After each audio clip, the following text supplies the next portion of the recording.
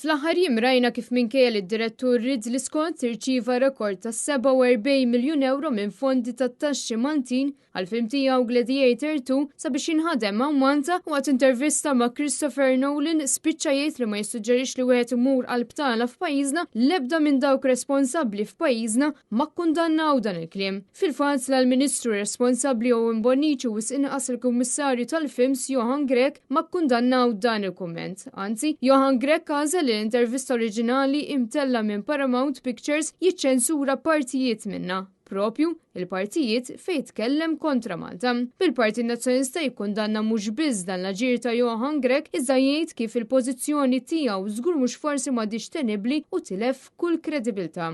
Meta nara l-affarijiet kif sejrin, sfortunatament, nafu illi qisu il-Kummissarju tal-Films Johan Grech qed iħalluh bil-benefiċenza l-ewwel tal-eks Ministru Clayton Bartolo, issa li l-industrija tal-films taqa' taħt il-Ministru Owen Bonnici li salum il-ġurnata baqa' sieket, forsi għadu qed jirkupra mill-festi tal-miliet, min-naħa ta' Clyde Caruana wkoll illi l-affarijiet baqgħu għaddejjin kif kienu u anki bil-benefiċenza tal-Prim Ministru Robert Abela li dan il-Kummissarju ikomplu jħalluh jagħmel dak li jrid sfortunatament. Net News kellem ma' Shadow Minister responsabbli minn dan is-settur Joe Zara li ċarat li l-Partit Nazzjonista qatt ma kien kontra li jinħadmu films f'pajjiżna anzi l-opposta li dawn mhux biss jgħinu l-qagħda finanzjarja ta' Malta iżda anke jiġbdu lejn pajjiżna iktar turisti. Aħna bħala Partit Nazzjonalista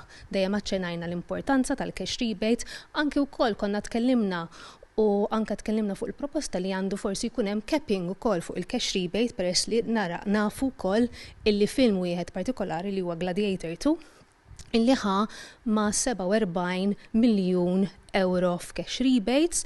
Tkellimna wkoll fuq l-importanza tal-co-production funding illi joffri wkoll il-produtturi Maltin li jkunu fuq l-istess level playing field mal-produtturi barranin. U dan apparti li appellat ukoll sabiex il-Gvern jieħu bis-serjetà l-fondi li jxirqlhom il-produtturi lokali fl-industrija tal-films. Tkellimna u nkomplu inħampqu wkoll l-importanza tal-fondi li għandhom jiżdiedu lill-produtturi Maltin li jaħdmu fl-industrija tal-films. Nafu illi il-fondi huma importanti biex il-produtturi l-ħaddiema fl-industrija tal-films huma importanti għax dan huwa xogħolhom u dawn iridu jistinkaw sena wara sena jridu jisom jistennew il-fondi biex kunu jistgħu jikkrejaw ix-xogħol tagħhom. Fakret li l-Partit Nazzjonista dejjem kien hemm mal-artisti Maltin u se jibqgħu isibuh warahom. Naraw l-isfreġu li qed isir fl-arti u l-kultura nemmen illi sfortunatament ma tantx jawgura tajjeb l-affarijiet kif sejrin fl-industrija tal-films pajjiżna.